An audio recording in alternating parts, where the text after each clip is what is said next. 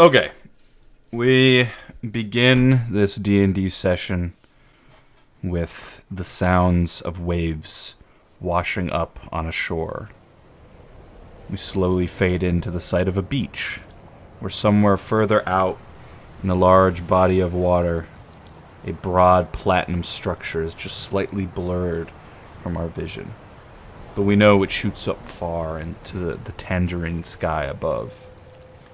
A light haze of smoke suggests something has broken nearby. And then we catch a sudden noise. A slam, a loud thud, industrial smack coming from far in the distance. Something hitting a metal surface. We zoom out from the beach. We hear the noise again. And we see an even more massive vessel that's about 100 meters from the shoreline. A crashed ship, perhaps. Just outside of it, you see a little hut that has been put in place where workers, probably floaters, stand and sort through an assembly line of junk that is being conveyed up from the crashed ship. It happens again. The sound is now clearly coming from within the ship. A human girl, looks to be about 17 with short blonde hair, who's a part of the line, looks up from her work spot and points towards the cavernous entrance that this conveyor belt is coming out of. Wow, they sure are being noisy today. A man next to her, much older looking, Furbolg, retorts, "It's best to not think about that right now. We get our ship over with and we head back to Kalisma." I was just thinking, what kind of tool makes that noise? A slightly muffled voice can be heard from nearby, saying, "What's all this chatter about?" It sounds like it's coming from within a helmet, as two rustic guards clad with armor and blasters turn the corner of the Sandy operation and start passing out orders. "You feel like getting chatty? You can be as chatty as you want with my brain melter. Get back to work now." And then this noise happens again. And the darkness from within the ship that this conveyor belt is pulling stuff out of slowly consumes our vision until we are devoured completely. And then suddenly, we cut to the station streets of the Starforge, where Erebus, the Tabaxi, sprints through like a madman, running for his life after witnessing the deaths of multiple members of his crew, including someone he had just met about 15 minutes prior. He runs past the large tents and huts of the Hermit's Alley, through the loud sounds of the Lennox arcade and dance clubs where loud techno-anime music blasts out from various shops and stores. Eventually, you make it to the main transport station on board the third disc of the Starforge. You can see two transport vehicles ready to depart. One with a relatively crowded bus, and then like one that's like it looks like the back half of a train, like the caboose, and there's maybe 5 or 6 people on board. What would you like to do, Erebus? Hop on, so it takes me back to the ship. Okay, but which one would you like to get on? One that has 5 or 6 people. Alright, so you head over towards the caboose-looking transport.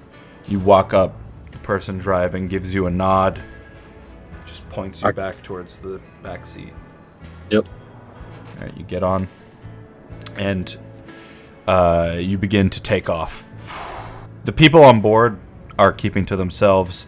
You think one of them is maybe two partners that are, chatting quietly, but other than that, nobody's really talking as the ship goes. And you can see you're heading through there's like a bunch of industry buildings nearby, so there's like steam and smoke that is coming off of these buildings that you're flying through.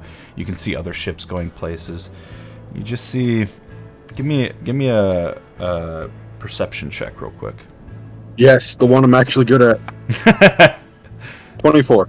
24, okay. As you're looking out the window and you can see the lights coming back on as a new day begins on the Starforge, and you can feel yourself, like, obviously you just got out of a huge fight, you've got cuts and stuff all over you, you feel pretty fucked up, you probably need to get some medical attention, but as you're looking out the window, you see a ship you've never seen before. A long, white steel ship with red on the wings, just flying somewhere in the distance, and it just catches your eye for a moment. And as that happens, someone sits next to you. I shuffle away from them. I do that, like, awkward, like, slide scoot to get space. You start shuffling away, and you just hear, I'm sorry, but I must say, I find your whole vibe very appealing. I turn and look at this person. Alright, you see a ginger-haired dwarf with a very short beard for a dwarf. Hell yeah! My belt of dwarven fortitude's coming into play here, right? And you just hear, your choice of color for your tunic, despite some of the damage, really goes with your fur. Thank you, my fair lady. Oh no, I am a man. Oh, sorry, you didn't say anything. Thank you, my good sir, then. Yes. I just had to say that I felt the need, I don't know. It never hurts to be complimented on one's appearance.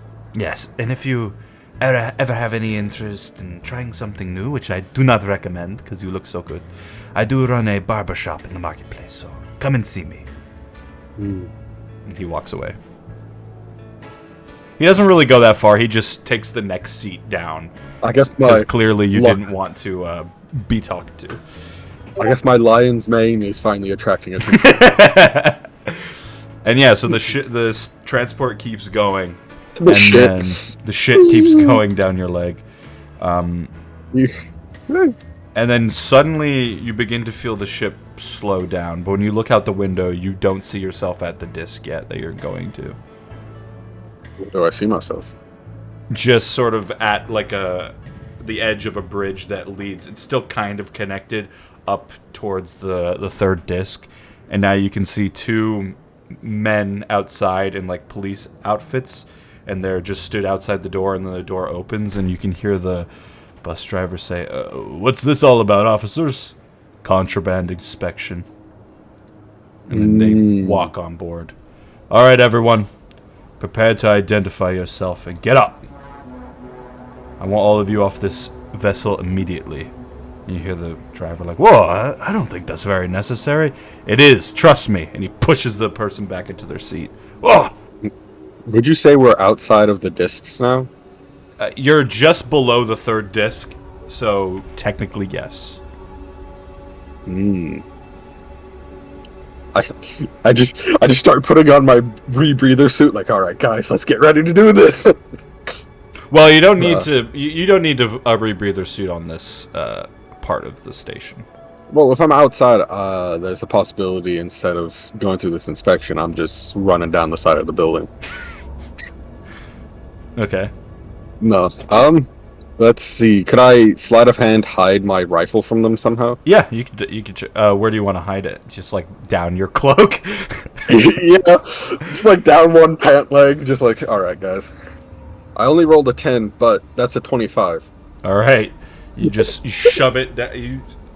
You probably already have it near your back, so you just sort of do a natural motion of like scratching your back, and then they start coming by and pulling people up.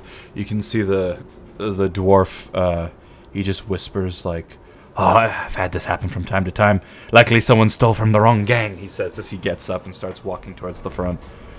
I also get up, but I would like to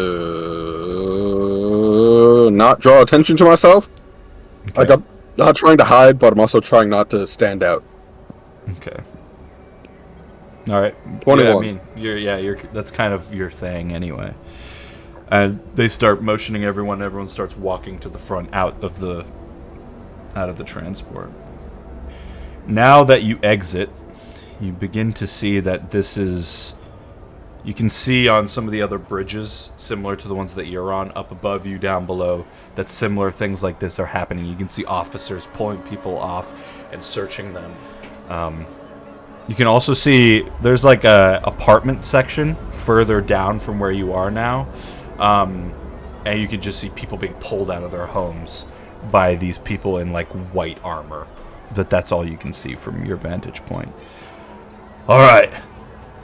Just wait here for a moment, one of the officers says as he walks towards the edge of like a ship landing spot. One of the other officers just watches. And now you can see, you just hear as that white steel ship you saw earlier, one of them at least flies over and lands where the officer just walked to. Dwarf is like, well, that's strange.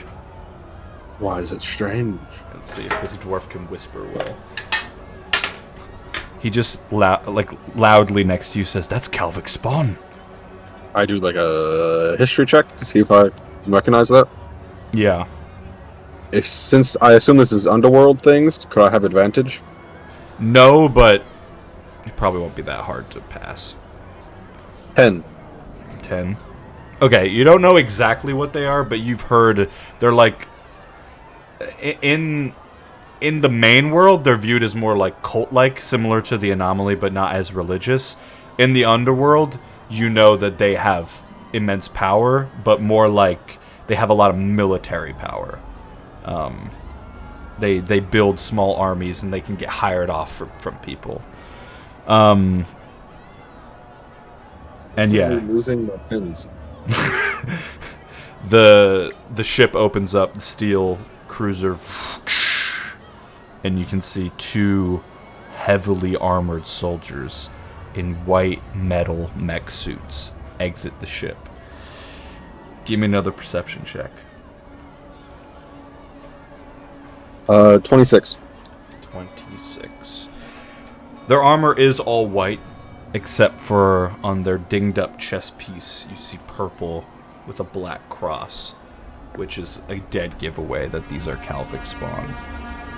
And you just hear, "Thank you, officers. We'll take it from here," as they begin walking towards you. Is there anything you'd like to do? I'd like to palm my rebreather in my hand, getting ready to jump off the side of this building. Perfect. Okay. And you hear, "Ring Fleet orders. The Calvic spawn are taking control of leadership on board the Starforge for the protection of the people. The masked pirate has already pillaged the other forge in the galaxy, and he will not stop there. Surely he will be here next. We're," they look at each other, "here for protection." I roll insight to see if they're telling the truth about the Ring Fleet sending them here. Yeah, absolutely. 7. Maybe. It doesn't sound like something the Ring Fleet would do. They would probably send their own people, but there is a chance that maybe because they're so spread thin with the battle at the Grey Forge that maybe they would have to look to other places for protection. But you're not so sure. I think more likely it's the... I'm thinking it's the Admiral who betrayed us already, who was part of the Ring Fleet. Even though he's dead. Right? As far I as wouldn't know. I was dead. Yeah, I was that's dead true. when that happened. I'm sure at some point you guys have talked about that, and your crewmates would have confirmed that with you, but, you know. Alright, and unless there's anything you want to do immediately, we will pause there. Nah, that's it. Alright. Then we'll pick it up with Jamal and Reinhardt. And yeah, I guess, Jacob, you're going to have to play as Reinhardt for one more session, because Brock died. Oh. But, Jamal and Reinhardt, you both were on some nut up or shut up energy last time after a depressing message from Erebus about Devon's passing. But Reinhardt went up to Jamal, gave him a good smacking and a good talking to, and just said, "We gotta go save our friends, man. Let's do this." And I think at the very end you guys decided to leave the Bronze Phoenix, or at least that you had come up with that idea to go look for them again. So basically, I guess my question is, what do you guys want to do plan-wise? And do you want to bring any of your crew members with you for backup, or do you just want to go, the two of you? Could I search the ship for a better weapon, potentially? Yeah, you want to make an investigation check? Yeah, sure. Investigation, what's your station? Haha, starting strong. Natural one. Yeah, you don't think there's a better weapon on... you don't find any weapons on this ship unless you're stealing it from someone else. What kind of weapon do you have? A short sword. I was gonna say I could give you my short sword, but I don't know if you. Does that character have dual wield? I don't think so. He has 2 weapon fighting, so I thought. I think two weapon fighting should allow you to use 2 weapons. Oh yeah, you're right. I'm sorry. Yeah. Would you like my other short sword so you have 2 swords? Sure. Thank you. Nice. Alright. Make sure you remove Sound that like from I'm your gonna be using it. inventory. Yeah. Alright. Delete that. Guess there's a reason for me to pick it up in the first place, I guess. Yeah. Ever since I left the Diamond Knights, I've been a little short on weaponry.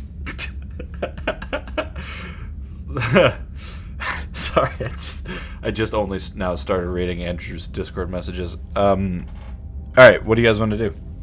What are you thinking, Jamal? I can't. I still don't want to believe what I saw. That Devon is gone. Yeah, it's And difficult. It's a difficult thing to heal, but we have to continue on and continue the fight. You're right. It's what Devon would have wanted, and It is. we have to make sure that the rest of our friends are okay. Y'all have done so much for me. I don't want to let you guys down. Anything that you may do? Did you hear anything else from Erebus in any way, or anyone else? I haven't heard anything except that they were in a battle, and then they talked their way out of it. Did I hear that? Actually, Yeah, I mean, Erebus may have put that in the message. I don't remember. wow, this is a difficult. This is a big freaking decision. Like, we've been presented with a lot. Like, Yeah, that's true.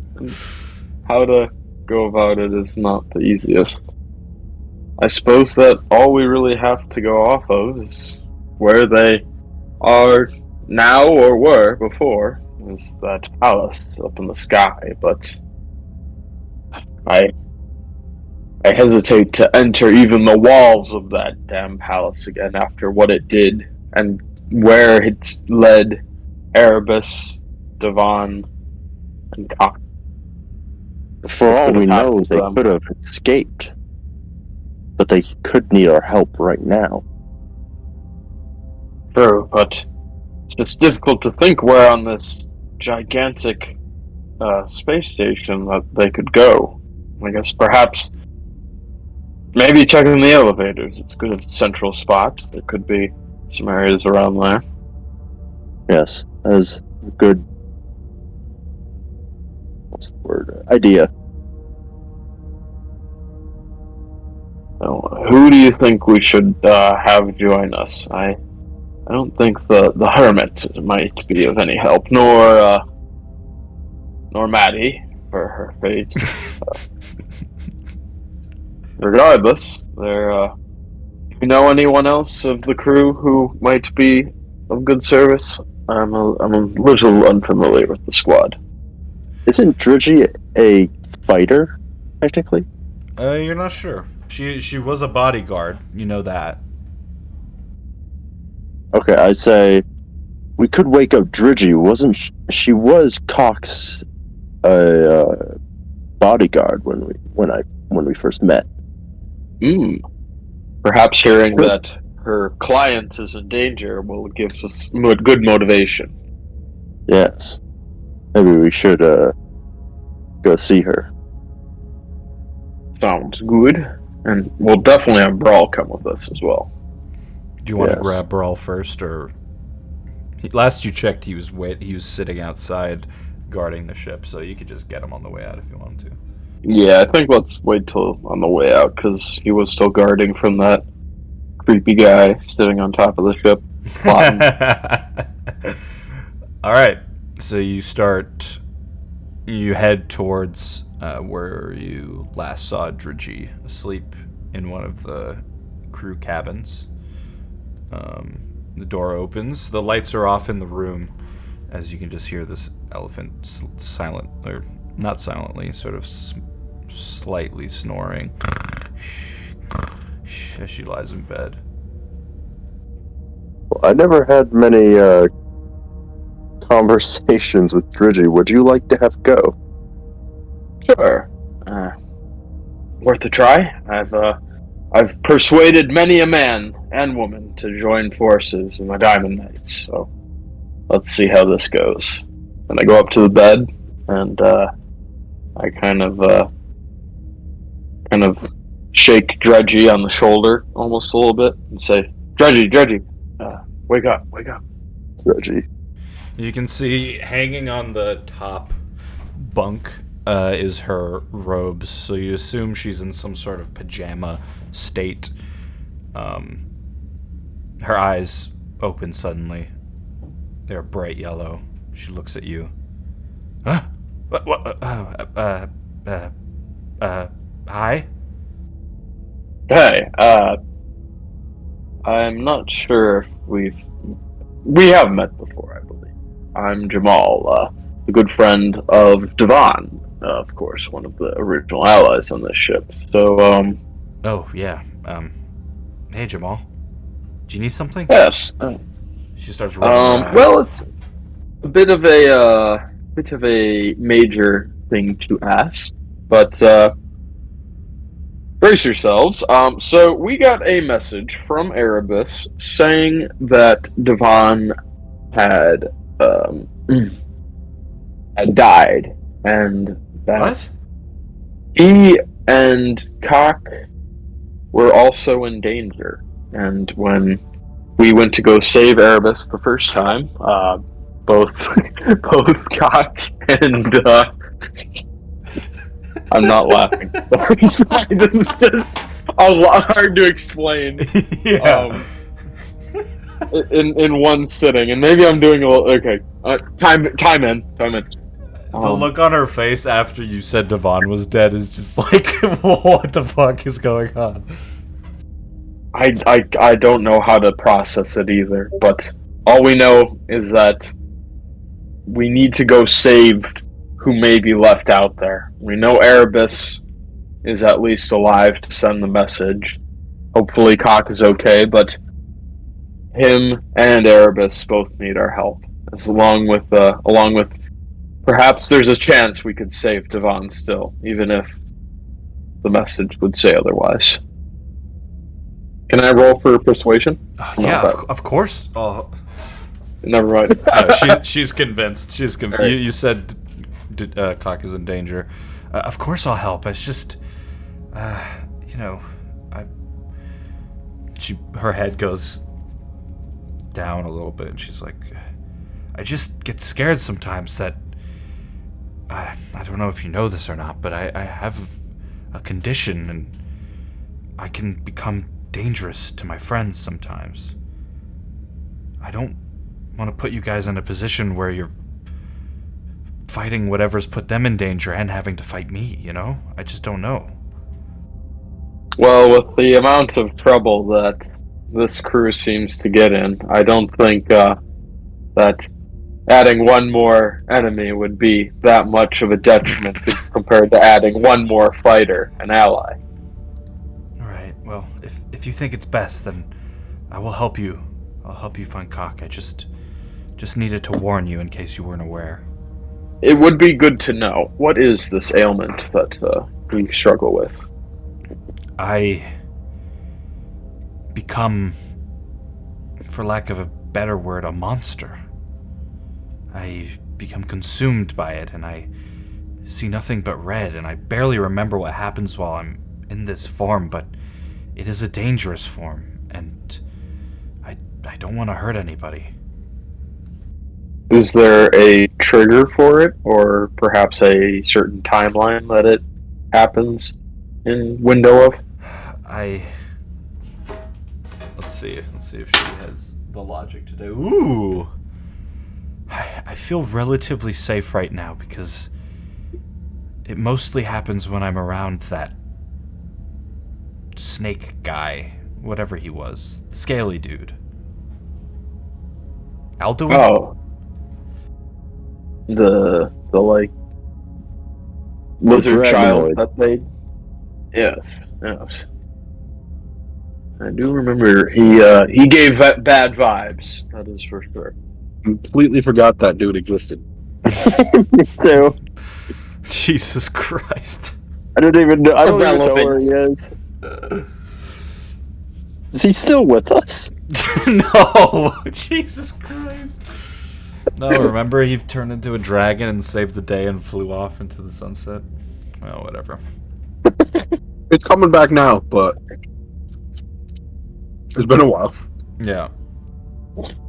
Part of me thought we left him on the last planet. Oh my gosh. Alright. She gets up, she starts putting her robes on, and grabs her spear. Which I believe she still has, although, who knows. Fucking... Yeah, she still has it. No, she had a spear. I know you didn't. Alright. Anything else you guys want to do, or do you want to head off towards Brawl? I believe that is the... Let's go get four more choice. People stuck in the palace. Fuck it. No, okay. You head out back through the hangar, or the cargo bay. And you can see Brawl just sat down at the edge of the opening. Hey, bro. Come on.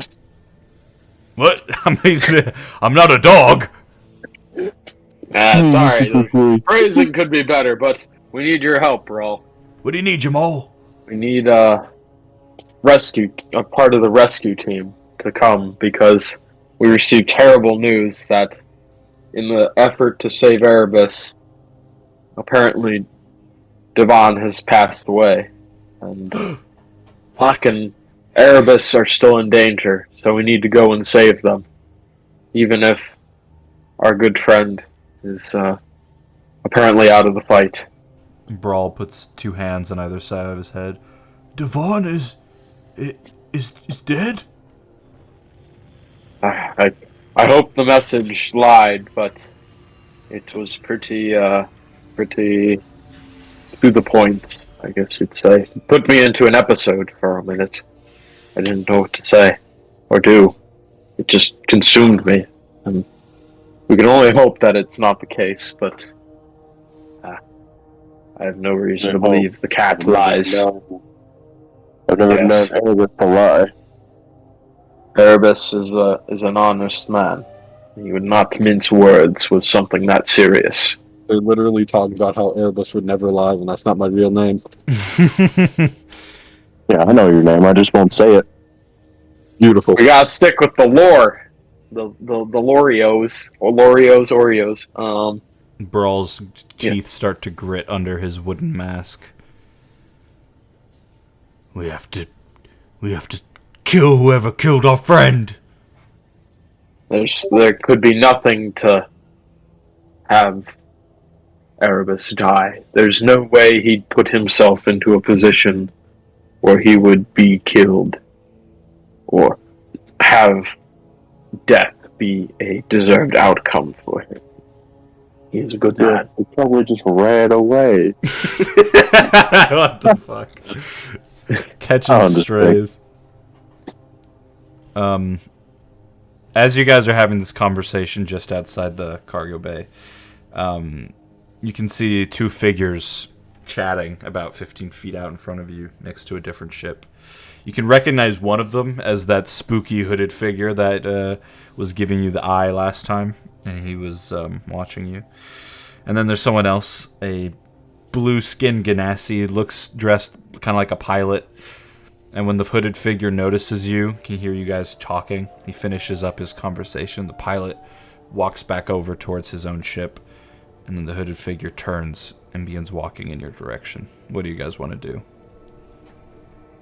Well, looks like we've got company. I say quietly to everyone, be ready. This guy could be in trouble. And I kind of 5 steps forward in front of the group in the direction that he is walking. All right, you take up a leadership position in front of everybody. As he approaches, he has this like brown leather hood and stuff, and it drapes down, so it turns into like a sort of 2 halves of a cloak. And you can see his hand isn't on a weapon, but you can just see a pistol sticking out from the cloak as he walks over to you. And he says, "If you want the easiest way off this station, I recommend you get out of here ASAP." That's not going to happen. Our friends are in danger and we need to go. And they're not going to get in our way of that happening. Your friends are in danger. I wasn't expecting that. Listen, the Calvic spawn have gone from annoying pests to full-blown takeover of this station. They're searching every transport. They've even begun to ransack apartment complexes, searching for who knows what. But if I were you, I would turn around and get the hell out of here. But if you got friends in danger, I guess I can help.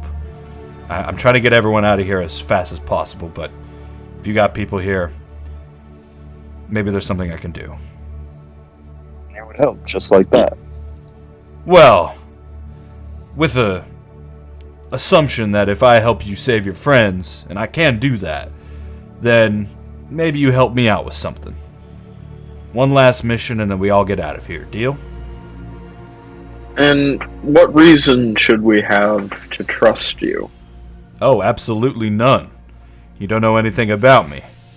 But I've got ways of defeating enemies, and he sort of puts his hand on his pistol, that maybe could be useful to you, and I need help with a job of my own, so a little extra protection in a way. We can help each other. I'm still a little curious because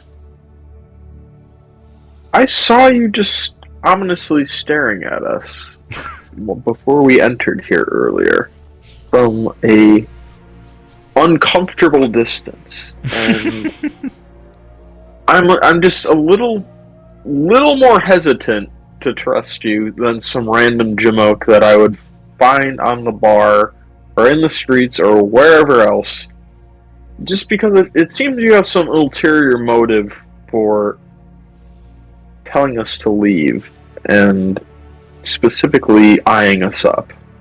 Wouldn't have really stuck out to me if you weren't so ominously sitting on one of the ships staring at us. You need to do a little bit of a job of camouflaging yourself next time.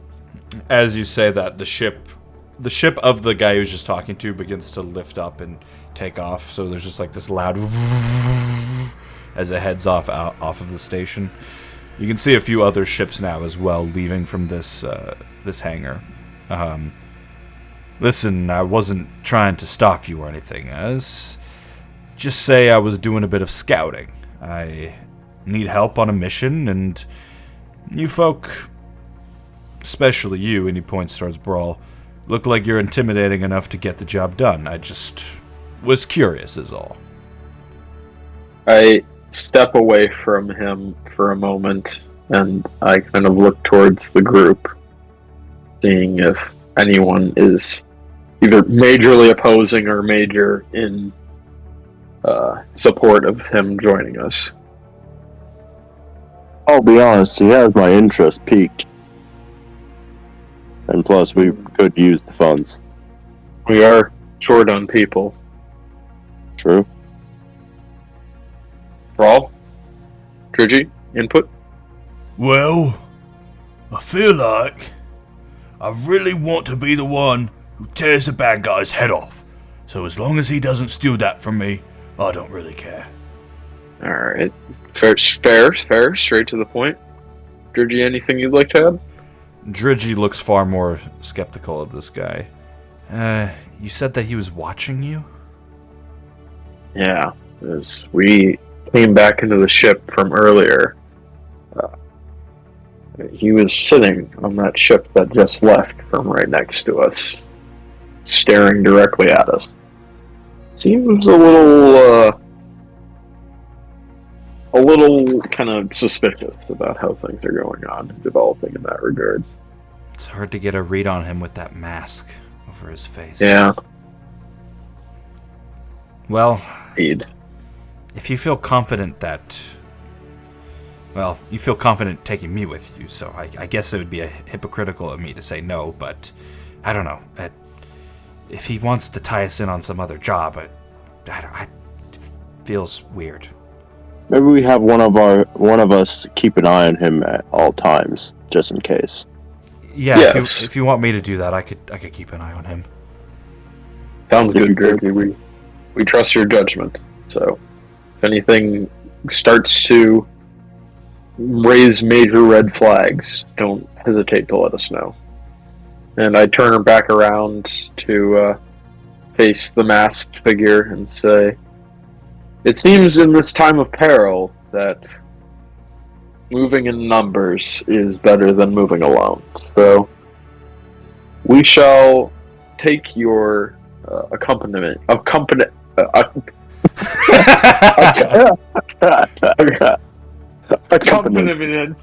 Yeah. God damn it. Company, we'll take your company. Thank you. That is accompaniment. Where did that come from? Accompaniment. I was gonna go like you're rubbing. Oh man. You it. It would be nice to know though what your other need is, or what is the reason for name. keeping this. Yes, that too. Very important to have a name to go off of. Can you tell us both of that? He pulls his arm up, presses a button on his wrist, and the hood falls back, and the steel mask, sort of Iron Man style, goes back into his armor. And you see a face. Give me history checks, because you're probably going to recognize him. Probably not. 5. 20. 20. Doesn't Okay. Reinhardt still have that feat that gives him perfect recall? Of everything that's happened in a month, right? Yeah, keen mind. Yeah. It might help you a little bit here. Jamal. He just looks like a rough hobgoblin, orange skin, black mutton chops, and like a Wolverine hair, very ragged but thick black. He just looks like, classic bounty hunter, basically. Reinhardt, you've seen this guy before, but every time you've seen him, he's been on either the news or wanted posters. This is Wolfram Birkin, who's one of the most notorious bounty hunters in the galaxy. And most recently, he has been in the news because he and his crew took on the undead crew of Bone Tooth and came away in shambles. They were absolutely wrecked by the undead, and you see him here. The job is pretty simple. I have a meeting set up with a group of people, and I'm going to buy something off them. I need others by my side to look intimidating so nothing goes awry. What happened to your last crew? Oh. My last crew are either dead or useless. Good Why point. not both? Probably both. Works for me. One of the things I'm good at is being intimidating. Good. Now, if you don't have any more questions, we should get moving before they start shutting down all the hangar bays. Right. Lead the way. And he presses the button again, and the hood goes back up in the mask. Back Did you say his name was Wolfram? Wolfram? Wolfram Birkin. Yeah, you guys start heading off towards some sort of transport. with Wolfram, Brawl, and Drigi by your side. And we will pause there. Because despite his character dying last week, Andrew does get to play D&D this time. Before we really get into it, I need Cock and Brock or whatever to roll charisma saves for me. Charisma. 19 plus 1, 20. 20. 25. 25. Okay. And I will tell you what that means in a moment. So last time, Jacob, how do you pronounce your character's name? Tell me now. Brock. Brock? Brat. All right. Brock and Cock both fell to the might and power How many times do I say it? of Keeney and his men. They were then abandoned by their ally Erebus and left to the foes who had slain them. They were also left with Devon's actually dead body, but we will cross that bridge when we get to it. Both of you begin to come to suddenly. You hear yourself moan and groan as you strain your eyes open. You are both on 1 HP. And as you put that in your character sheet, you hear a voice. Try to break those chains, cast spells, or do anything other than talk, and I will kill you for good this time. In front of you, you see the now elf form of Keeney the Wizard. Long purple robes lay out under his feet, and behind him, as he speaks to you, you see the truly disturbing state of his dental. You are in one of the Pandora box rooms, the metal chambers. You are chained up against the wall, sort of about 2 feet above the ground. And in the middle of the room, on a pedestal, you see one of these purple glowing boxes. It's not spinning, so it's not activated, but he stands next to it. The runes circled at your feet are a zone of truth. While under their arcane pull, I know you cannot lie to me. I am going to ask you a series of simple questions. If you do not answer, I will kill you. Now I will say this. Brock, you must answer with truth, because you fell under his spell. Cock, you know that a spell was cast through these arcane runes. You know that you broke it. You're not under the spell. However, you have no idea if he knows that or not. So, how you answer is up to you. At the end, if I'm satisfied with your answers, I may let you go, he says, only looking at the bugbear. But we will see. First question. Who are you, and where did you come from? Oh, my name is Brack. I came from an arena on planet. I'm pretty sure I'm on the same planet, right? Dylan, can you tell me what planet? I can't remember what it was in my head. You were on Megru 5.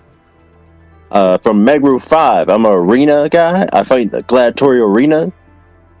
I kill a lot of people.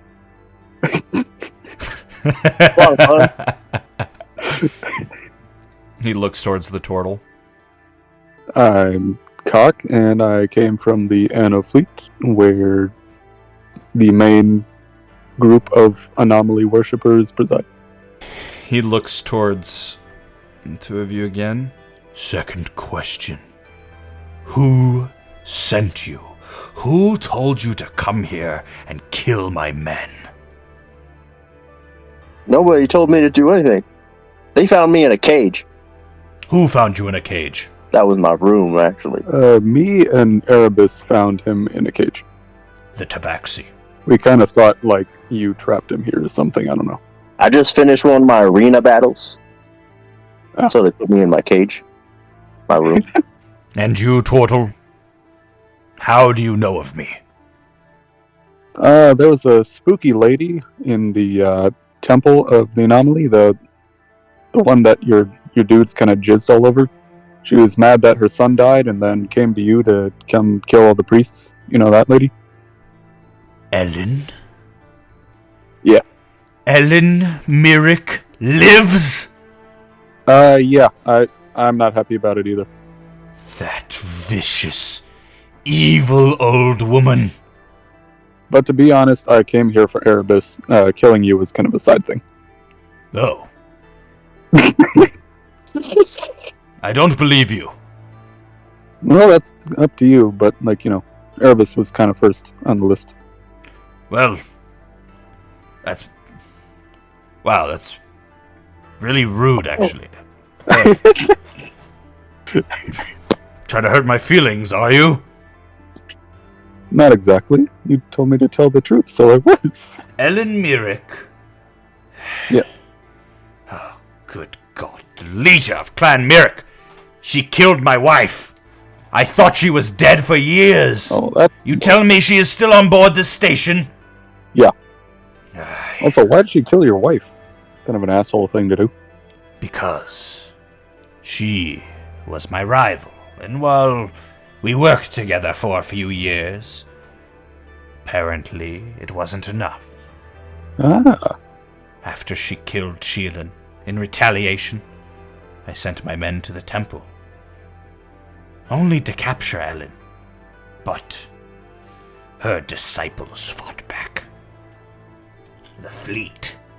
The Anno fleet. And eventually, the church was destroyed. That is not what I wanted. Ah, damn, so she a lying bitch, too? Yes. Ellen is a drug-dealing gang lord who used her position at the church as a shield. She put everyone in harm's way so she could survive. Damn, I'm not even surprised. I only wanted justice for Sheelan. Oh. And the more he talks, the further he gets, crouched over in a sad way. Yeah, I think we can do something about that. I can kill if you want me to. Perhaps, but how has she lived so long? I don't know, she got spooky treasures in the basement. Spooky treasures? Yes. This is a shame that she has lied to you in such a way. I bet she painted me as some sort of... And he stops. Monster. Well, that might be slightly true, but not in the bad way. Oh yeah, she said she hired you to come kill all the priests. I was like, that's kind of dick move. What? Thus, I came here and kind of moonbeamed some of your people and fried them. But, Yes, you will have to pay for that, but...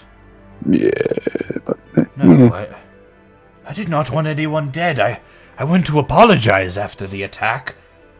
And that is when Ellen cursed me. All of this could have been avoided if she had just stayed in her territory. But she is a power-hungry wench. Language. So I'm not on Megru 5? No, you fool! You're on a station! Clearly my maddened magics from her curse have brought you here somehow, and I do not understand. I keep having people show up in my house. It's why I set up the Pandora's boxes to lock them up when they just show up randomly. I don't want this magic. I hate it. I want to go back to normal. He kicks the fucking wall. Damn.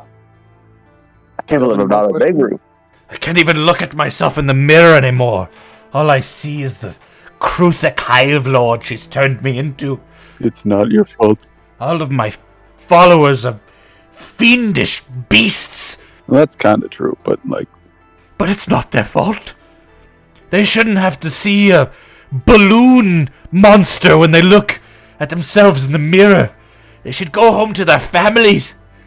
Ah! He screams out.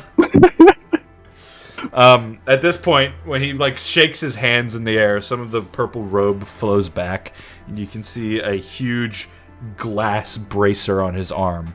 ooh. You said that she has spooky treasures. Yeah. What are they? He gets right up to your face. Well, the one she showed me is like an orb with writing that I can't read on it, which is surprising because I can speak a lot of languages, but It's kind of my favorite, actually. Ancient writing on orb that was spinning around spookily, along with other stuff. Useless. Well, Dumb. seeing as this one here reports towards Brock, you do not know where you are, and my maddened magics have brought you here. I suppose I cannot blame you for lashing out. So I will free you. But you, and he points towards Cock, Yo. you did kill some of my men. Yes, I did. And even though it was at the behest of a madwoman, you must pay the price some way. 10 minutes inside the box. He points towards the purple box in the middle. It may feel like a million years, but it will be enough punishment. Can you send me back to the last place I was, or is it always random? It will send you to wherever you've... I don't know. I don't know how it works, to be honest. Now that I'm talking about it, I realize I'm talking out of my ass. The box is complicated. It's supposed to be an internal mental prison.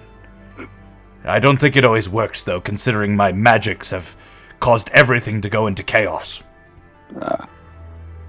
Well, He waves his hand and that would be good, because Xanthar Claw is a dance recital that Shut up, fool! I'm done with you! He waves his hands and the chains disappear from above Brock. He drops to the ground. I just wait here until he's done in the box. Xanthar, I'm coming! Cock is shaking back and forth talking about Xanthar Claw. I need to see him! I need to return his cloak to the... Shut up, idiot! The boys and the girls of the world, they need their presence. Keeney starts pushing Brock out of the room. And let the magic die out. Okay, damn. He's a Canadian bugbear. Alright, and eventually he pushes Brock, and he eventually, like a servant, like a bug-looking servant, will lead you back towards the door, or the exit of the palace. And then Keeney closes the door to the chamber that Cock is in. Once you are free, we will discuss what to do with Ellen. And then he just places his finger on the Sounds Pandora's good. box, and you just fade into nothing. You wake up almost immediately, and you see sand everywhere. Not white dust like on Zulkor Prime, actual sand. And just instantly the heat from the sun hits you, and you look up, but you don't see the Hydros above you. Everything in the sky is fiery orange. And you can just hear this coming from somewhere in the distance. Metal clanging sound. Alright, I will look around to see if I can see the source of this clang. Alright. Give me an investigation check. It is... Proceed to open every single tab in order to find what my investigation is.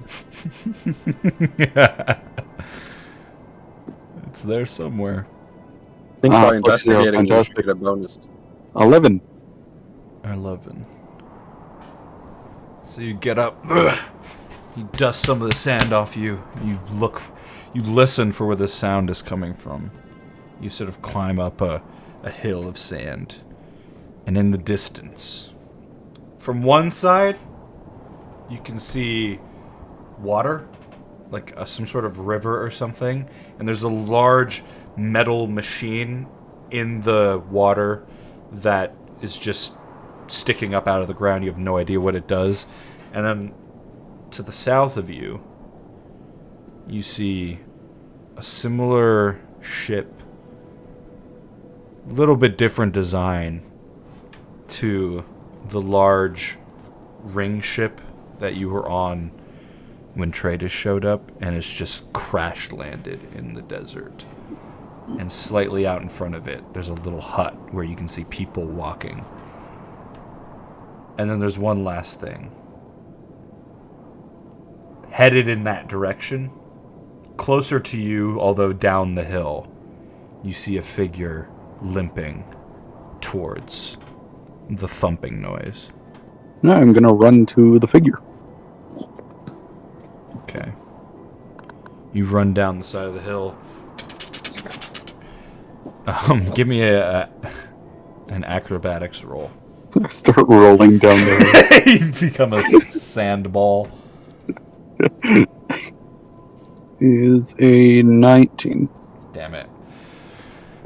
Alright, you make it down the hill, anime style, arms behind you as you run. Sand cascades under your feet. And you see this figure just limping out in the distance. You just run towards them. Hey, you need help, sir? You yell out. They turn. What? Give me a perception check. See if you can see from this distance well. I got a natural 20 with whatever my modifier is. Shit! Even though it's still like 50 feet out, in this cloak is barely on them. It's just like over their head, trying to get the sun off of them. You recognize a truly torn up and beaten up Cheros. Oh, shit.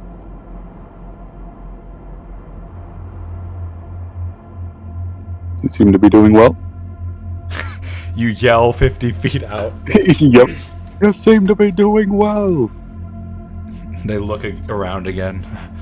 What? And then just in the distance, you just see them fall over into the sand. Face first. I continue to run. You run in his direction. The closer you get, you're about 10 feet away. You're like, if this is a vision of cock, try to put me out of my misery.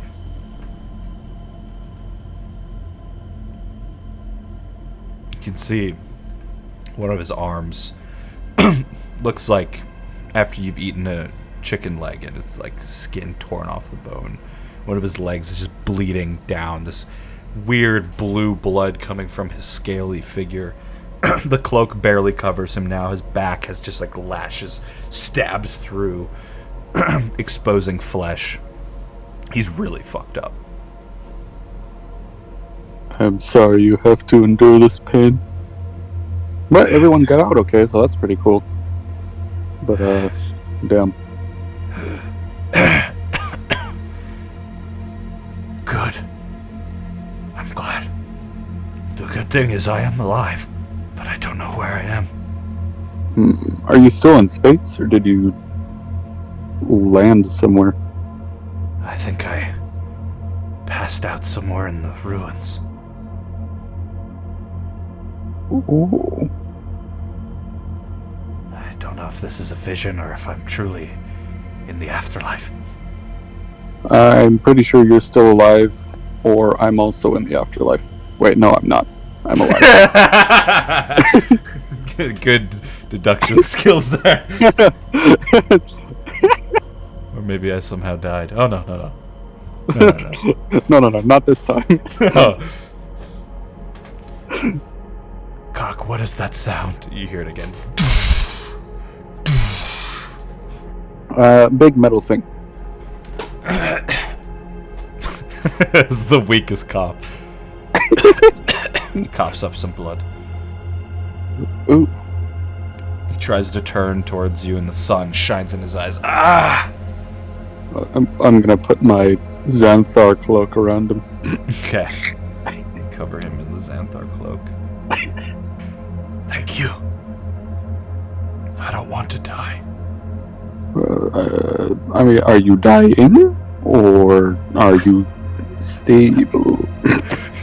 You don't seem very good, but He's like, arm ripped off. Are you dying, or can you just stay like this for now? I mean, like, dude, do we really need arms? You know. Fun. Also, didn't you just come back to life last time you died? Yes, but That was one of my fever dreams. that can happen. But I've already died once today. Ah. It is a one-day thing. It's one of those okay. weird magic things that really doesn't make much sense. Of course. Of course. Yes. Where are we? This place looks familiar, but I don't know. I'm in a magical cube of prison. But yes, it's very sandy. I don't know where it is because I haven't really been anywhere. Is this... What race do I see what race the other people are in the village? With your natural 20 perception, you see all kinds of races. And you can see them running around. There's a bunch of people stood at a line, and then there's a bunch of people running around. They'll go to the front, and then they'll run back to the back once something happens. You're not quite sure. But yeah, Omega Astro races. Yeah, I have no clue where we are.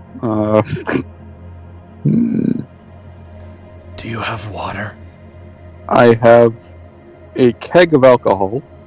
I do have a water skin, so I do have some water. Please. There you are. He grabs it, buddy. weakly pours some on his tongue. Well, perhaps I can keep going. Just a little farther to see what is out ahead. But I'll need you to help protect me if anyone attacks. Will do, senor. The best crew in the world. He's missing limbs and you're on 1 HP. Alright, he slowly, with your help, stands up and he puts his arm around your shoulder and you guys slowly start walking towards the sound. And we'll pause there and head back over to Erebus, who is at a traffic stop. That's the police, pulls out a bomb, boom. Give him a cavity search. No, that's where my gun is. Hey, yo. Alright, what do you want to do, Erebus? These two mech'd units begin searching people. They pull cloaks off, start patting people down, using scanning as a method to try to figure out what they have on them. Okay. You said this is a bridge, right? Yeah. Are either of these people looking at me? I mean, they're looking at the group. Would I be able to stealth my way onto the underside of the bridge? Maybe. I mean, there's still an officer there. So I'll take him with me. Spartan style. Kick him off. No, I don't know. Let's see. What do I have on me? I guess I'll put the rebreather in my mouth. I don't know if this empties out into the void of space or not. And then I'm just gonna use my full movement to just sort of start sprinting down the side of the building. If that's possible. It's a bridge, but am I now on like the outside so I could get to like the pillar that then goes down to the dock area? It's a bridge that connects back up to the third disc. So you could get back onto that disc, but then you'd have to find another way down. Gotcha. Well, I'd rather not be searched, so I'm gonna get on the underside of the bridge, I guess, and climb back up to the... Okay. Roll a stealth roll as you do that. As you're planning your escape, you can see they pull a bag of... just like a bag of prepped meals from one of the people that are being searched, and they just toss it off the side. Hey, I need that! Shut up! Yeah, I definitely... They push him over and then go to the next person. 27, so I sort of just like step back and fall. Alright, you step slowly back. You're backing up towards the... do you want to back up towards the transport? Or do you want to head towards the guard and push him off as well, like you said?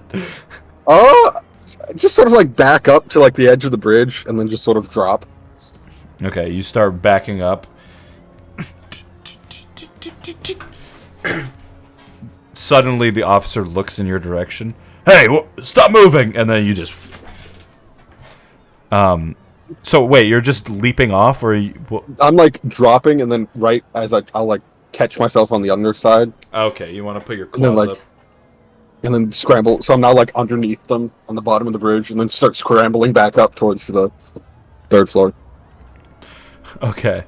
You hear, at the second you grab onto the underside, you hear of a blaster going off, and then you can hear the mechs and the officer saying, "One of them's running!" And you hear, "Oh, get him!"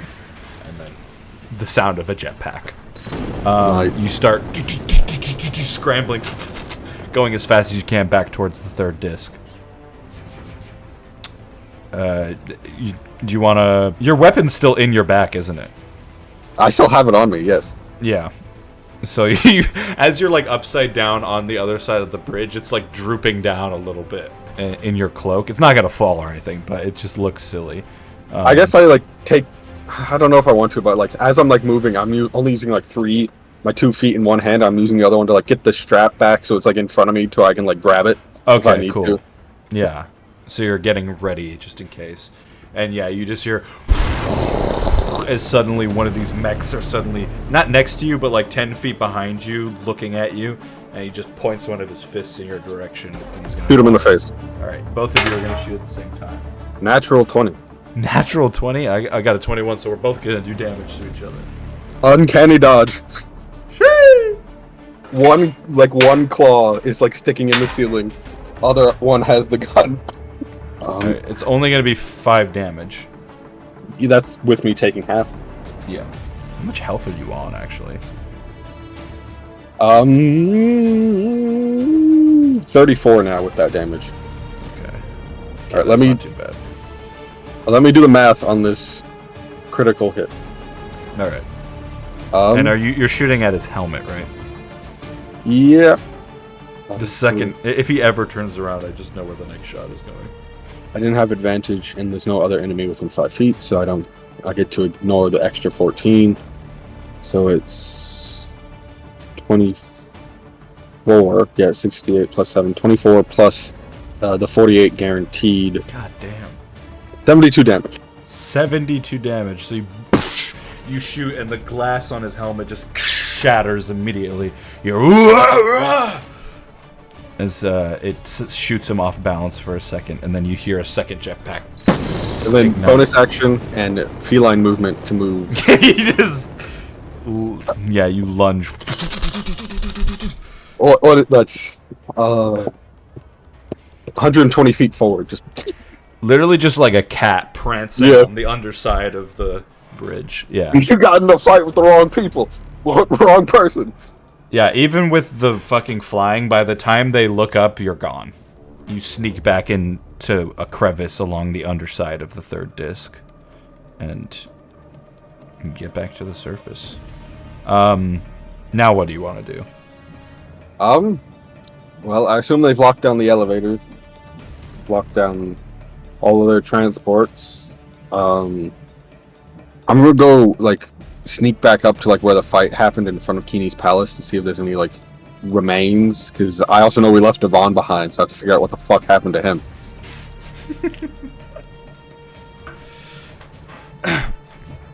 Alright, you start heading back towards the palace. Yeah, so you just sneak up through the streets. You hear a lot of commotion now. Like gunfire. There's battles happening in the streets. You're not sure between who, but it's getting bad. So you just want to head back to like scout out the outside of Keeney's palace? Yeah. Yep. Okay. So like head onto like the roof of an apartment complex or something. Yeah. Alright, so you climb up just the the out side of the of a building? building. What? Did they push me outside of the building? Alright, I was just gonna say that when they pushed me out that all I did was just sit down waiting for coffee. I just sat down in front of the door. Brack is outside. Yeah, you would see that. Brock or whatever. I'll learn it eventually. You would notice that Devon's body is nowhere to be seen. The bodies of Keeney's men have been cleaned up. There's still some scorch marks from the moonbeam, absolutely eviscerating people. But, or I should say the goon beam, because it was eviscerating goons. And yeah, there are 2 guards, living guards out there now, one of which is missing an arm for some reason. And they just stand out there, guns posted up. You can see they're pointing their guns, but they don't pay you any mind when you're out there. I'm sitting in between both of them, basically. And occasionally they'll just say something to each other, like, I think that firing was on 103. No. It can't be, could be. They're just looking out, seeing if they can see anything. But the streets in this area have been cleared for now. I just stretched my body. Where the fuck would they take Devon's body? We've lost Devon's body, guys. We have lost Devon's body.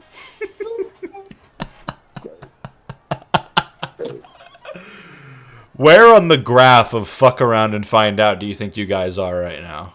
What do you mean by that? That doesn't matter. What do you want to do? This is what you see in front of you as you're scouting Erebus. You're sort of perched on top of a building, Spider-Man style. I would like to avoid them, get on top of the palace, and clean up my ball bearings and put them back in my bag. How do you want to avoid them? Stealth? Okay, but like you can't just say like what are you doing to where are you going? What route are you like taking? I would just sort of like walk around to the backside, come up Okay, back. so you climb down the building and go around sort of the street basically. Yeah. All right, give me a stealth roll. 29. 29. All right, you managed to sneak up. You have to go all the way around the street because there is a large backyard. But eventually you climb up one of his ears and make your way to the top where you can see your ball bearings lying on his bald head. And you pick them up. And then I would like to drop one onto Brack. Okay. Brack, give me a perception check. Okay. 10. Okay, you feel a little hit your head and a little ball bearing falls out in front of you.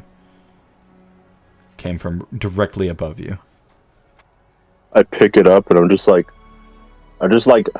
slowly lifting it up my head, up above me, and then I look and I see him above me. I'm like staring at it at the blurred vision. I look past it and see him. I have a finger to my lips, and then I like sort of just gesture to the apartment complex I was on earlier, and then I'm gonna like stealth my way back over there, hopefully meet up with Brack. All right, I just get up and start walking that way. All right, the guards are like, "Good luck." Uh-huh. If you hear any gunfire, let us know. As that happens, you can still hear gunfire from within the disc. But all right, you walk over towards the apartment complex. You can see down the street, the metal street, I guess. You can see, just like these soldiers clearly dressed from Keeney's palace, and they're backing up as they fire guns, and there's some sort of combat happening. So you quickly run across the street towards the apartment, and very quickly, although it takes a while, very quickly Erebus shows up in the alleyway. Hello again, Brack. And I give him a big hug. I pat him on the back. Where is Cock? He's in a box. Cock! Oh no, it's okay. He said he was just gonna be in the Keeney guide. just said he was going to be in there for like 10 minutes. Oh, It's because he killed a couple of his men. is he looking for me? Keeney, that is. Yeah, probably. He had some weird spell on us. I told him everything. You told him everything. Well, I told him everything I knew. Your friend told him everything that he And he knew. Gotcha. I'm pretty sure. Of course, I don't know what you guys know, so... But It was did he really perchance confusing. mention I was just happy where to be alive. our friend Devon's body was taken? Yeah, I have no idea where they put that. Fuck. Yeah. Well, if it's only going to be 10 minutes, I suppose we could just wait for him to show up. Cock, that is. He said something also weird. He said it's only going to be 10 minutes for us, but for him it's going to be like, I don't know, a couple billion years or something. Well, if it's 10 minutes, by the time we kill those 2 guards, get inside the palace, and find him again, it would have been 10 minutes. What's the point of trying to do that? Yeah, let's just wait. Indeed. So just like perch. I just perch there staring at Keeney's palace, trying to rack my brain about where Devon's body is. I'm still currently at 1 health, so I'm exhausted. I have no way to heal you. I am sorry. Alright. As you're watching, the 2 guards now notice the combat further down the section and begin running off in that direction. I'm a rapper. Perhaps we've been granted an opportunity. Nah, do I want to risk? The gunfire gets louder and louder. Do we really want to risk angering that guy again? Had I kicked our ass? We do not. I do not know if we enter his palace, we will just be put inside the same box that Cock is now in. I am curious what kind of place it would put me in. Very true. Maybe it'll take me home. I guess I would like to just keep an eye on the fight approaching while also waiting for the 10 minutes to be up to see what happens to Cock. Also, did you know that we're not on Megru 5? Yes. That's crazy. I was on Megru 5 before this. That is crazy. Still barely understand how I got here. Magic. Cool. Indeed. Okay. You guys hide out in the alleyway. As time passes, eventually the gunfire stops. And you can hear people yelling, like, "There's still one over there, we gotta get him, gotta get him." And they're yelling towards each other, yelling out orders. There's still battle coming from somewhere else on the disc, but the immediate threat has ended. If you guys are just gonna wait, we'll pause there and head back over to Jamal and Reinhardt, who have assembled the Avengers, so to speak, and are heading. You exit out the Gruntani hangar. Dridgy, Brawl, and now Wolfram by your side. As you guys exit out the hangar and you are heading towards the main section, Wolfram will put his arms out in front of you and just say, "We can't use the elevator. They'll have blocked it off by now, and they'll search anyone who enters. We have to find another way. Perhaps we can sneak through the main ventilation shaft, but it's going to be a rough one. We'll need to climb." Alright. Sounds like the only way we could do it. Unless you have any other ideas. Jamal? That seems our best option. We can take the one through my apartment. And he starts running in a different direction. Well, we follow.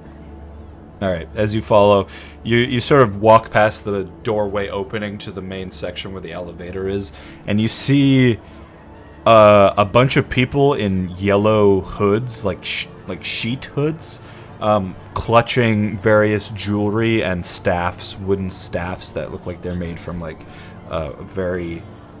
they're not like carved, they're just like natural stick forming formed staffs.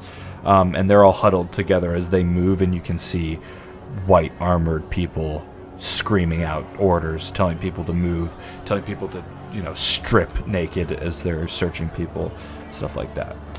All right, you head towards Wolfram's apartment. It's like a place Cock would love.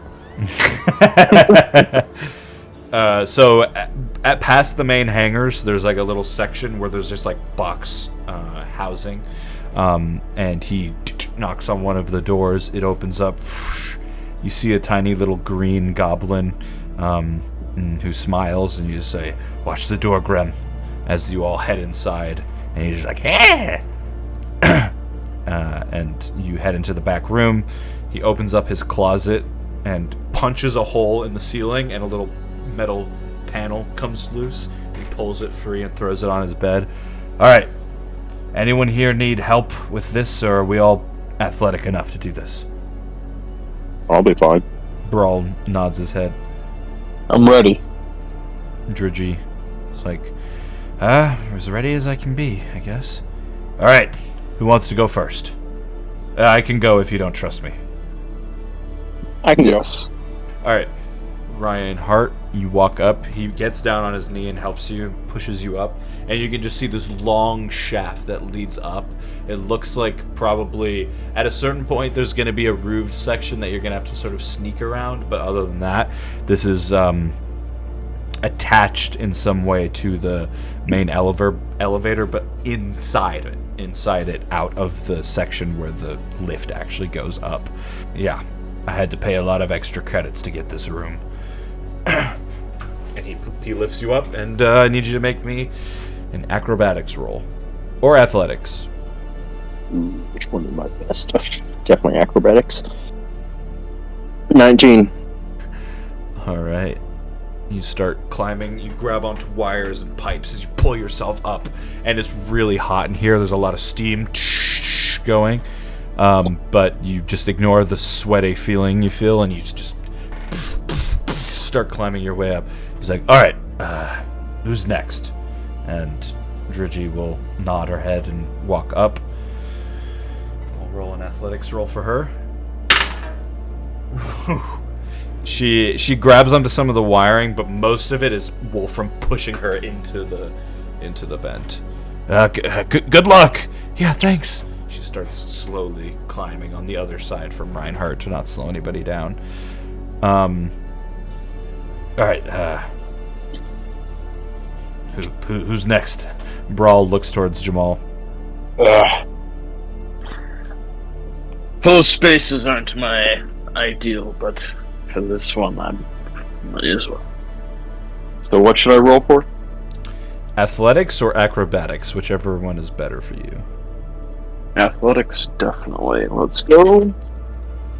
Ooh, natural 20 plus 5, 25.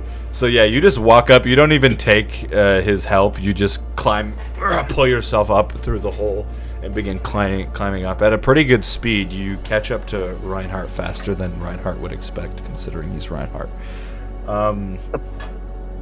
As you begin climbing up the steamy metal shaft. It's hot on your orc skin, but you're used to it coming from the planet of... well, actually, you've never been to Megru. What am I talking about? Alright, Brawl also doesn't even take his help. He just climbs up into the shaft following Jamal. Oh, okay. And then Wolfram behind climbs up. So it's Drudgy on one side, and then the rest of you on the other. Drudgy's going quite slow, but Wolfram will, help her out if she needs it. And you've been climbing up this long shaft. It's going to take a while. You're probably going to be in here for 20 minutes or so, and it's tough. If you're having any claustrophobia, it's going to be tough to deal with, but Brawl, anytime Jamal feels a little bit nervous, Brawl will just tap him on the back I got your back, man. It's all right. And will be your emotional support. And eventually, Reinhardt reaches the top of the shaft, and he has to kick out a vent that leads onto the into an alleyway on the side of one of the gang openings. Shit, it probably took longer than 20 minutes. Honestly, if you're going all the way up to the 3rd floor, probably closer to 45 minutes of climbing. A little bit faster than the elevator because you're not having to constantly make stops and people get on and get off, but it takes a long time to climb all the way up. But you pile out onto the side of the road, and eventually everyone makes their way out. What do you guys want to do? Wolfram will say, all right, where do we need to go? Who are we saving? We're looking for a black cat specifically, and also a big-ass turtle man. Going to a place called Keeney's Palace? In the palace? You mess with Keeney. You got more balls than I thought. Yeah, we had a couple of mates that went in there and didn't come out. That we know of. Right, okay. Well, I can try to help out with the wizard, although I know he's got a henchman by his side who is impossible to kill, and I don't exactly have the method for it, though we might be able to sneak out. There are ways to get out of that palace, but you have to be very careful. Alright, I guess we'll just head in that direction, and if you see anything, point it out to me. It's at this point that you guys begin to hear gunfire coming from somewhere on the 3rd disc. Ah, shit. They've already made it up here. We have to go quick. Alright, let's go fast as we can. Brawl starts running. Maybe not that quick. Oh, shit. He runs after it. I go too. Alright. Alright, you all start sprinting in the direction where you know Keeney's Palace is. Wolfram keeps you guys sort of on the edge of the alleyways, trying to stay out of sight in case any guards are around. But eventually, you can see the outside of the palace. You can see some guards walking around. There's bodies underneath them. And then you see that these guards are not the ones you recognize from outside the palace. They're not the ones with the face paint over their eyes. These are heavily armored white mech troopers. And immediately Wolfram pulls you all into the shadows and says, "Fuck. Calvic spawn." Oh, fuck. The ones I you would know spoke who of? they are. Oh boy. Yeah, these guys are bad news. They roll in packs and their weaponry is advanced. I mean, together we might be able to take them, but I'd like to avoid it if we can. Probably a good idea to avoid fighting for now. Maybe we keep an eye on the outside. Are you sure your friends are in there? We know our friends went in there. We've had one message since then from the outside, we believe. I believe it was from the outside of the building. Okay, so where would he go if... Where would your friend go if he did escape? Do I notice any of this party? Not yet. Oh. He just dropped down. Hello. I've rescued you guys once again. Any ideas? General Kenobi. I look around by the palace, and I can tell that was a battle, but it looks like magic, not like tech. Well, if it was magic, that means Keeney himself was most likely here not too long ago. But he doesn't, as far as I'm aware, he usually doesn't leave his palace unless he has to. Interesting. Something terrible must have happened. You can see the two mech soldiers, Reinhardt, if you're looking, you can see these two mech soldiers start approaching the palace. You think they're gonna have much luck in there? Probably not. Depends. I've heard rumors that they might have anti-magic sort of equipment, but But I don't know if they give those to the grunts or not. Maybe we could cause a distraction somehow. I feel like we need to get closer. Take a better look. Maybe just the stealthy people go up first. Yeah. How stealthy are you? Pretty stealthy. All right. If you want to give it a try. Sure. You and I? Are you pretty stealthy? You must be watching us pretty well. Well, you spotted me, so not really. Why don't you give it a go, and I'll head over if you say it's clear. All right. All right. All right. Roll stealth roll. I can do it twice. So let's see. 22. 22. All right. So where are you headed exactly? You just want to sneak up towards the palace? I get as close as I can without alerting the whatever they were called. The two mech guys. Yeah. All right. So you sneak up to probably the backyard fence, and you can hear these two mech troopers talking now. It's like one of them mentions backup on the way, and the other one's scanning the building currently. It's at this point I need Erebus to roll a perception check. Alright.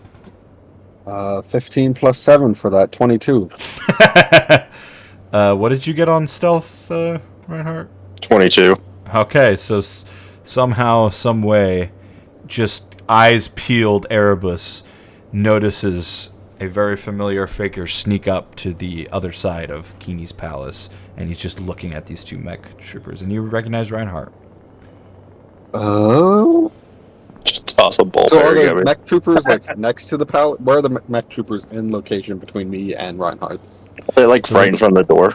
Yeah, the mech troopers are stood just they haven't walked onto the tongue of the entrance yet, and Reinhardt is sort of on the other side from you of the palace, next to the fence that leads into the backyard. Can I sneak up to Reinhardt? You just chuck a fucking rock at him from 50 feet away. I mean, you can try. I'm not strong enough to do that. I got -1 strength. I dropped my dice. Oh boy. So 14. Stealthing my way over. Brack! Conversation between Brack. One of my other compatriots, I believe, is approaching the palace with the intent to rescue us based off the last message I sent to them. So, I'm going to sneak over there, try to get his attention, so we can all meet up and figure out what we should do. Alright, I'll watch from above. I'll watch up. I'll watch from here. Alright, Come on. my friend. I start, like, prowling over there with a 14 and stuff. All right. You start sneaking over. These two mechs seem pretty occupied. One of them you can see is actively scanning the building, getting a reading of what is going on. Either of them have a cracked faceplate. No, but you do hear one of them say, "What the fuck is this place?" As you sneak by. And now, Reinhardt, you can notice, he's about 5 feet away from you by the time you notice he's walking up to you. Reinhardt! But you see, yeah, go ahead. Hey! Guards! So, I have some good news, I have some bad news. So, Devon is dead. Cock is captured and inside the palace again. Seems like him. Yeah, that's the news. Oh, no. The bad news is, I don't know where Devon's body went. I had to run away because we were vastly outnumbered. His body is gone. So unless we find it, he ain't being revived. Maybe I can ask my new friend where he think they keep their bodies. You made some compatriots while I was away. Not really a friend. He's more like a business venture in a way. Alright. Do you guys think you can make it over to that apartment complex over there? I got my own ally. Hiding away over there. He ain't. Friend. I did. He's a gladiator. He ain't very stealthy, so I figure it's better we meet up over there than him trying to sneak over here. All right, I'll go get the team and meet you over there. Gotcha. And then I would like to sneak back. All right, both of you roll stealth checks. 28. Jesus Christ. 25. All right, they're still scanning and 1, backing 2, to 3. each other as they. Yeah, literally. You sprint back over to your respective groups. All right, Reinhardt, you head back over. I walk up to them and say, "Hey, Erebus found me, and he's just over there by that at that building, apartment complex. We're gonna go head over there and meet with them. So come on." Sounds good to Away me. we go. All right, you sneak around. You don't have to roll stealth because you'll just head through the alleyways. Reinhardt, what's your passive perception at now? My passive perception, it is 13. 13. 17. All right, you head back. You head over, and I suppose at this point now, we can turn Reinhardt into an NPC because Brock and Reinhardt meet for the first time. All right. Yeah, you guys meet up. I'm gonna close that character sheet. Well, Reinhardt, Gigi, big dude, other people I don't know. This is Brack. He was in King's Hello. Palace when I escaped. My voice has changed like 5 different times in this session, but whatever. So we have lost Devon's body in the fight we had when we got outside of the palace. And Cock is currently captured in the palace, but Brack here says only be for like 10 minutes. So I figure we just wait those 10 minutes instead of trying to figure out the mess that is this palace. All right. Thanks for the feedback. I mean, Dylan is Reinhardt now. Okay. Wolfram says, if that's what you want to do, but when we're done with this, I have an agreement with your friends here that you're... At very least, these two are going to help me with a mission of my own. And what mission is that? I just need some backup and some people to look scary while I purchase an item. And let me tell you, the man in there is the scariest one of us all. Perfect. His name is Cock. Can you believe it? Named after a body part. Oh my god. I'm Brack. Nice to meet you. He puts out his hand to shake yours. I go and I just hug him. Oh, Jesus Christ. All right, thank you. Yes, I like he is a hugger. Good. Well, you're gonna do great if you want to help me out, friend. I hug all my POTUS before I rip them in half. Also, What?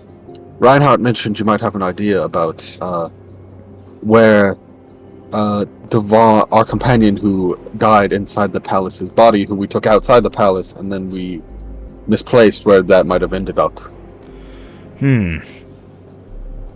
Well, Keeney is a very powerful wizard for sure, and he will defend himself, but I don't... From the reading I've got from the people in the city, I don't think he's deranged or anything, so I doubt that he would hold that body against you. But Hey, yo. maybe if you can get his attention, we can just ask for him. I don't know.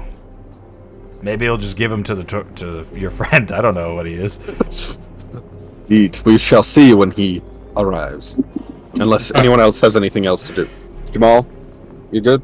I mean, We can must anyone save hear Devon. me? We can't really save him right now, Jamal. He is dead. We can recover his corpse.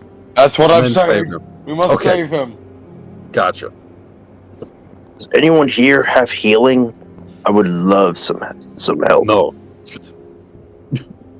Sad. Joel was our medic, Cock is our backup medic, and both of them are not here. And my medic died, says Wolfram. Ah, lovely. I could shoot you with my new gun, though. All right. We'll pause there and head back into the Pandora's box. The sound of wind blowing sand across the desert is apparent as Cock, in his strange connection with friend Cheros, limp hurriedly across the desert towards the loud, clanging metal sound in the distance. Every time you hear this, you hear sand fly into the air and come back down. Eventually, the two of them make it to the small hut setup that, now that you're closer, looks more like a garage that has a bunch of tools and even has some sort of vehicle inside of it, but it's a vehicle you're not really... It looks similar to some of the floating vehicles that you're used to seeing in like movies and stuff, but it has something called a tire, and you're not quite sure. You haven't seen anything like this before. And yeah, you just see these lines of workers, and they're all chatting sort of quietly to each other, and this conveyor belt that's just moving things, and people are picking stuff up, looking at it, inspecting it, wiping the dust off of it, and then if it's cool, they'll put it in a box, and if it's not, they'll just toss it into a furnace that melts it down. What would you like to do, Cock? I'm gonna light it up to the people and go, "Hey!" And you say, "Hey!" And immediately a dozen or so people turn their heads in your direction, and they all start looking around. And then, of course, some fucking snitch yells out, "Guards! Guards!" And you can hear two figures start marching over. And you can hear one of them yell out, "You're not supposed to be here. Move along." Where are we? What do you mean? I don't know where I am. Clearly, you sound very distant, friend. Yeah. You sound like you're underwater. Help! I am under the water. Please help me. I spent ages 10 through 11 underwater. He is a tortoise. Yeah, he is a tortoise. You're right. The guards just look confused, looking at each other, looking back at you. You need to leave. This operation... The sooner you tell me where I am, the sooner I will know where I need to go. Do it. Tell me. Tell me. You just hear Charo say, "Please, we just want to know where we are." What is this location? Or town, whatever, planet. You can be as vague as you want, but, not almost. You're in the desert on Kaldrith, but this area doesn't have a name. We're just trying to get some work done. Unless you want to get in the line, you need to move along. Oh, no, that was good enough for me. Is there any civilization around here? Not right here, but towns, cities. Not for a couple miles, friend. A couple miles is You can fine. hear the noise again. Coming from within the ship. You wouldn't happen to have any healing items here, would you? The two guards start whispering to each other. One of the people on the line, you see a younger looking human, teenager, yells out, "I think we have some in the garage." And then the guards look at her, and then she just puts her head down. Move along. I'm willing to trade slave labor for healing my boy here. Interesting. Roll a persuasion roll. It is. Hey, yo. God damn it. Every time I'm done rolling and have to look at my modifier, I go back to Discord instead of another tab. Fuck, Andrew. You suck. I hate it here.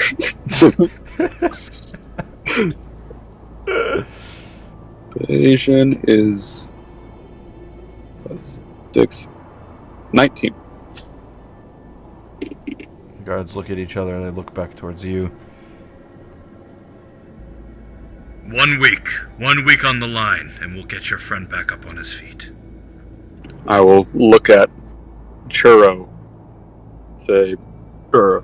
you need to be anywhere, or are you good with them taking care of you? He can barely open his eyes at this point. Sounds Just good. Do what you can. Alright. Come this way. We'll put your friend in storage unit. They start walking towards the open garage area. I'll just pick up Churros at this point. Cheerios or whatever the fuck. Cheerios. He's dead. He doesn't matter what I call him. And you start dragging him over. The closer you get, once you get towards the guards, one of them helps you grab. And they're like, Oh, interesting.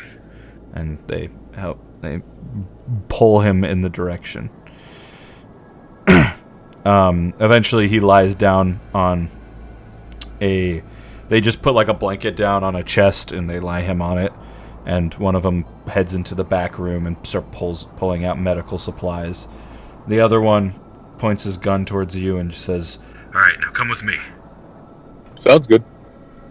eventually he leads you over to the long line of workers, and he just starts explaining, like, From within the ship, we have a bunch of workers in there. They're digging up parts and putting them on the conveyor belt. That comes up to us. We look through it. and he points towards everyone. These people have been paying off debts, let's just say. And they will look at the thing, see if it's worth anything. You can see there's like a chart that shows what's useful, what's not, whether it contains certain materials or whatever. You make the decision. If it's useful, you put it in your cart. Your cart will work towards reclaiming your time. If you get better things, you might not have to work a whole week. And if it's not useful, throw it in the furnace. That sounds pretty easy. I spent almost my entire life on a ship, so that should be pretty good. And the guard just nods, Get to work then. and he starts walking back towards the garage. As this is happening, you notice someone on the line has stopped. They've stopped doing whatever they're doing, looking at something, dusting something, and they're looking at you. And when you make eye contact with them, you immediately recognize someone that you haven't seen really since the first episode of this campaign. Someone that you haven't really noticed. You didn't really talk to them a whole lot when you were on the base, the lab. You recognize this person as Dr. Banks, the elf who was studying whatever Cheros is, and he just looks directly at you. And he's not got lab coat on now. He's got like really, really rugged tunic and like goggles on his eyes, and he's just covered head to toe in grease and dirt, and he just looks at you like, you just hear him whisper to himself, I recognize you. I just wave at him.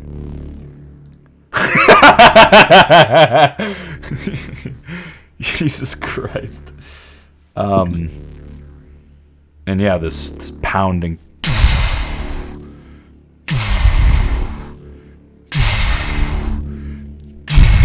coming from within the ship, and on the final, your eyes open, and suddenly you're back in the room with Keeney.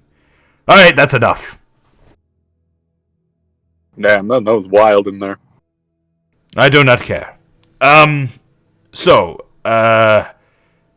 There are enemies outside my door, so, God, I've lost his accent. There are enemies outside my door, so, if there's somewhere you want me to teleport you, I may do that. But do not come back here. Unless you want to help me destroy Ellen Mirek for a final time. I would like to do that. Perhaps I could send you to the temple, and you could do it now. Is Brack still outside? And also, can I have Devon's body? Oh, the orc? Yeah, New York. Sure, I was not going to do anything with it anyway. Perfect. Do you know if Brack is outside? He walked away. He was sat outside for a while, but he's now left. Okay, and what enemies are outside? Is my rival, the Kalvik spawn. Apparently, while I have been busy with you fools, they've been telling people they're running this station now, and I must fight them back. Oh. Well, I mean, I could probably help you if that would get the ball rolling on dicking down Ellen faster. The only problem is that I'm almost dead. Ellen is a separate matter. I do wish her dead, but I must deal with the spawn first. If you could do that for me, that would be quite helpful. And perhaps you can find these treasures that you speak of, although they don't sound very interesting to me. Yes. Do you have any crack I could have to let's get you healed up. get some energy? Yes, please. But if Also, you do kill you any want more to- of my men, I will blast you with the energy of 1,000 suns! And you can see like fire begin to energize in his hands, and then it just goes away. Oh, don't worry. I counted, and it was pretty much equal for the number of eyeballs I found in the temple, so we're good. He heals you for 14 HP. Yay! Also, do you want this pedestal back, or can I use it to throw it at the people outside? you just have it strapped to your back. I would like that back, yes. Okay, I'll just put it on the ground here. He just slides, falls over. Thank you. God. And I will pick up Devon's body, and if you want to teleport me, like, behind the enemy or something like that, somewhere in an alley, perhaps, so I can drop the corpse off, that's cool. You don't want to go to the temple? I was gonna help you kill the people outside, no? I may have healed you just now, but I do not think you are in good enough shape to fight these people. Okay. Well, I was then- suggesting you kill Ellen, considering she is an old woman. Ah, yes. She is an old woman. She's an old woman. I can't control my accent. The only thing is that my friends are probably looking at me because Erebus ran off before.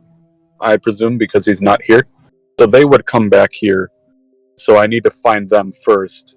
Ah, So that they Yes. don't come back here because you don't want us to. the perils of friendship. Ah, yes. Fine, I will teleport you just outside the building, 20 feet back, so that you're not immediately blasted by the spawn. Fantastic. Wish you luck, and I hope never to see you again. Unless I have shit I want to give you. Rude. He snaps his fingers and claps his hands, and then poof, you and Devon's body suddenly find yourself in an alleyway, and you turn around and immediately notice a large group of your friends.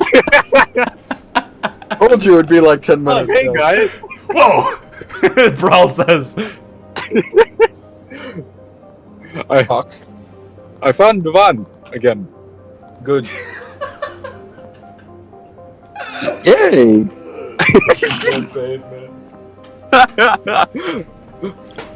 Oh, So change of plans. We don't really have to kill Keeney, but I still want We to weren't kill going the bitch to. in the basement of the temple. Base of the what now? The who? The temple of the anomaly. You know, the thing I worship. There's a Yes. bitch in the basement Ah, gotcha. who lied and said she hired Keeney to come kill the priests, when in fact she's a drug lord. A priest Yeah, is a they drug rival- lord? Oh my. Yes. Yeah, the priest So is a drug lord. shocking. Oh my. I don't even know if her son is real. Either way, she's a bitch and I want her dead. Everyone want to help? Well, if you haven't noticed, we're sort of in the middle of a gang war, and Oh yeah, Reinhardt and Jamal promised this man over here that we'd help look intimidating during a buy. When is your buy? And also, is your buy from Ellen? Because that would be funny. I don't know an Ellen. Sounds good. You're When is generous? it? When? My buyer is Damn you, generous. I mean, I'm the buyer. I'm buying things for myself. You have to be there to make sure I don't go crazy. Sounds like... Wolfram doesn't say this. The DM says, sounds like you might need to split up again. No. Shall you learn? When is the buy? When is it? Tell me. Well, I'm supposed to be there pretty soon. Can we do the buy first, then kill Ellen? Are you guys bounty hunters? Why are you killing an old woman? Because she's a bitch and she lied to me.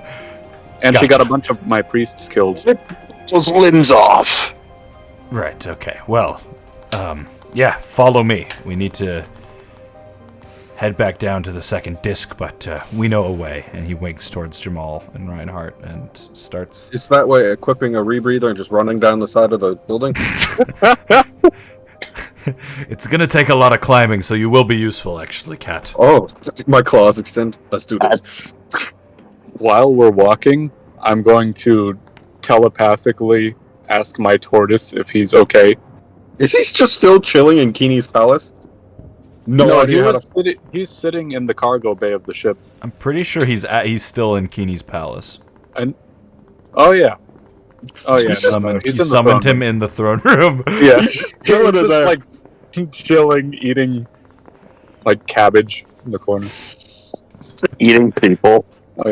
Yeah, I look down in the direction of the ship thinking that I'll hear him from that direction, but I still just hear him from behind me. I'm like, oh fuck.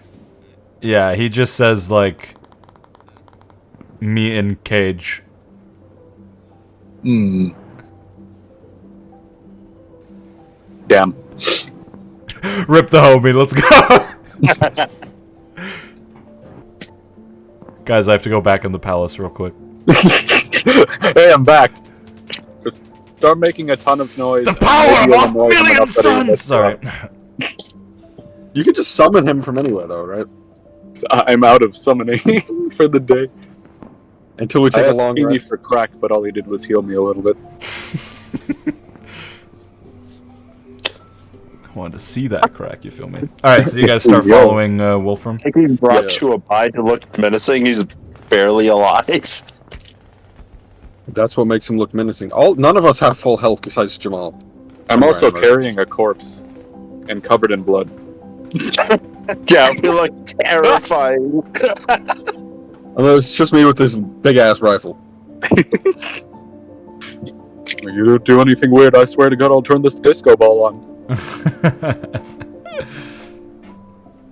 Alright, and as you guys start heading off, we fade to black on the main group. And the credits roll and everything happens. Music plays, it's very dramatic.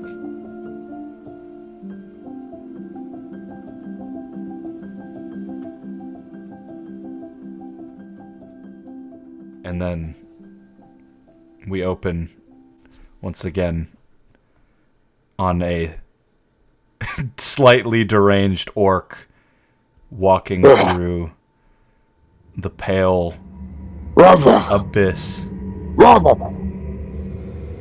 as Devon, some form of Devon, is walking through a gate to who he thinks is Dredge, the orc that slayed him. Dredge, fire me! Even though you killed me. Fire me! Even though you killed me. Fire me! You just hear a booming voice say, I thought after your battle with the witches, perhaps you would be more useful. But what has it been? A couple of days. Oh. The demon, I should have known. Well, to be fair, I kind of turned into a fucked up scenario and couldn't get out. So, you know, shit happens. Sorry, man.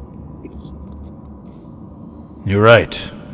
And now, suddenly you're stood in front of, just in a moment's notice, you're stood in front of a large throne. This one before, when you were speaking to him, he was in some sort of fleshy dimension.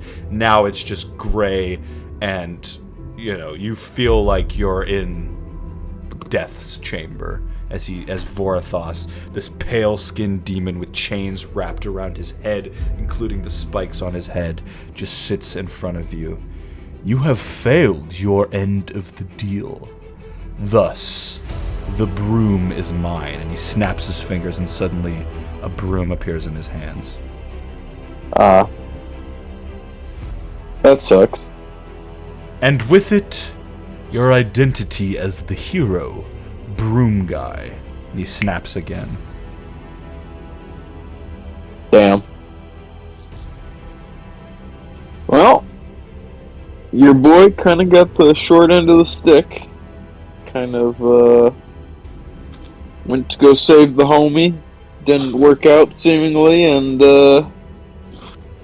got myself into a life or death scenario that I couldn't escape. So, that's the way the cookie crumbled. I don't really know what you want me to say. There's nothing I want to hear you say. It appears your time has ended. Even though you have broken the deal, I may have use for you yet. First, you must walk the path of Cypress. Once this has happened, you will know your fate, Devon.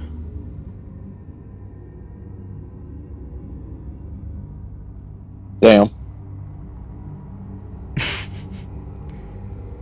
Wow, usually people react a bit harder to dying. This is awkward.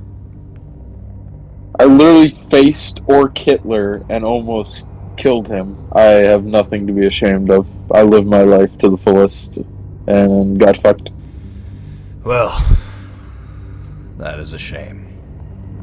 So. Also, why should I listen to you, buddy? You fuck. What did I get out of that interaction? Literally nothing. I got what? One more level? Oh, I got a little bit better? Oh man, what a great deal. Thanks for stealing my broom, asshole. Like I'd fucking make another deal with your dumbass. You made a deal with the demon and you're calling me a dumbass. Yeah, I am a dumbass. That's why I'm back here talking with your dumbass. Sorry that we gotta share the fucking room with two dumbasses. Well, perhaps you're just as useless as I thought then. Oh yeah. Yeah.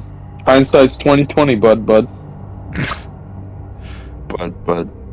Like a door that I can fucking go through so I don't have to talk to you anymore and spend the rest of my life in fucking agony.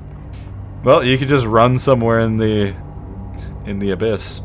No, I'm not running. I just walk away. Alright, you walk away. And that's where we're gonna end today's episode, I guess.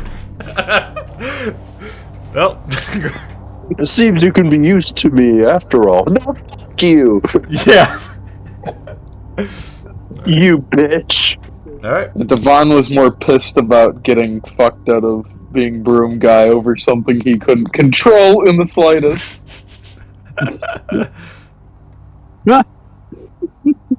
You wake up in a room. Orc Hitler's there. He's killing everyone. And what